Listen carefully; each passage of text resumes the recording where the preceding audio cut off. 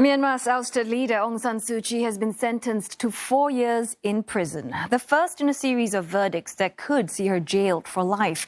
She was found guilty on charges of inciting dissent and breaking COVID-19 rules. Former President Win Myint has been handed the same sentence. The military has kept Ms. Suu Kyi in detention since the February coup, with her trials all held behind closed doors. Leong Wai Kit with this report.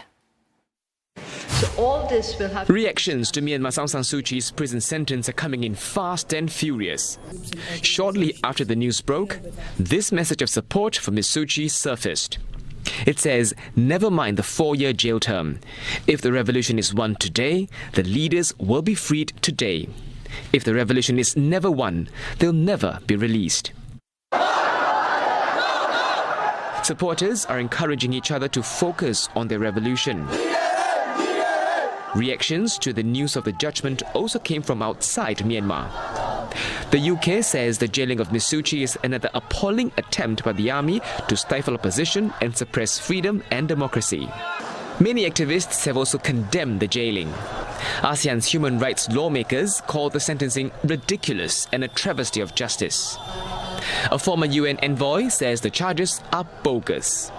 Any trial in Myanmar is not a fair process. The Myanmar does not have an independent judiciary in the first place.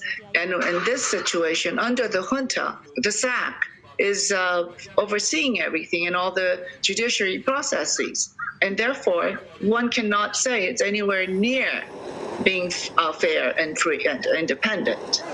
Ms. Suu Kyi continues to face other charges which have been widely condemned as unjust. She's due in court every week for a range of other alleged offences, including illegally owning walkie-talkies, breaching the country's Official Secrets Act, and various counts of corruption. Security analysts tell me that the number of years Ms. Suu Kyi is put behind bars is immaterial. The real significance is that the process of getting rid of her has begun. It's not about convincing the public or the world of her guilt. The message is that the Myanmar army will use the courts to deal with their political enemies. At this point, it's unclear if Ms. Suu Kyi and ousted President Win Myint will be put in actual jail cells or be kept under house arrest.